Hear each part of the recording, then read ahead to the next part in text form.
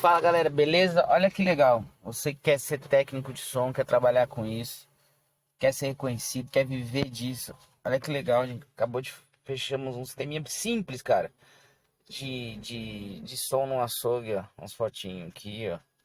Som, os alto-falantezinhos no teto. A imagem tá meio devagar, amplificadorzinho. Cara, um orçamentinho de R$ 1.000, tá? Bem tranquilo. Olha que satisfação. Fala aí, mano. Beijo. Thiago, um beijo, viu? Amei o som, cara. Obrigado, velho. Gostei mesmo. Depois você arruma aquele microfone mais baratinho lá que você me ferrou no microfone. Só faltou isso. O resto ficou perfeito. Valeu. Fih, valeu. Fih, aqui é nós, né? 15 anos fazendo isso aí. Nós envolvido. Valeu, mano. É, ele gostou muito, ó. Gostou pra caramba mesmo, ficou mó feliz. Ficou bem satisfeito, meu. Ele curtiu pra caramba. Parabéns também. Deus abençoe. Deus nos abençoe. Tô saindo daqui agora. Valeu. Isso é muito satisfatório. Você poder atender a expectativa do cliente. Lógico, agora tem que arrumar um microfone barato para ir lá, porque eles realmente não querem investir muito com isso assim.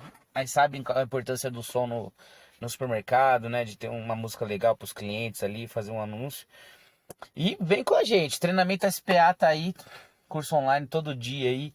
Você quer trabalhar com isso, cara, é a melhor coisa. Para quem ama som, para quem gosta, dá para ganhar muito dinheiro, dá para viver disso, dá para viver bem, dá para começar aí.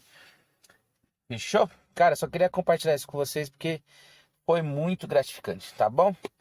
Embaixo aqui tem meus contatos. Me siga no Instagram lá, Thiago 21 Soares, tá bom? Segue a minha empresa também, a multirum.com.br aí. Fechou? Obrigado aí por assistir o vídeo aí. E espero você aí em uma das nossas empresas aí para poder te atender, tá bom, lindão? Tá bom, gente? Obrigado, fica com Deus e até o próximo vídeo.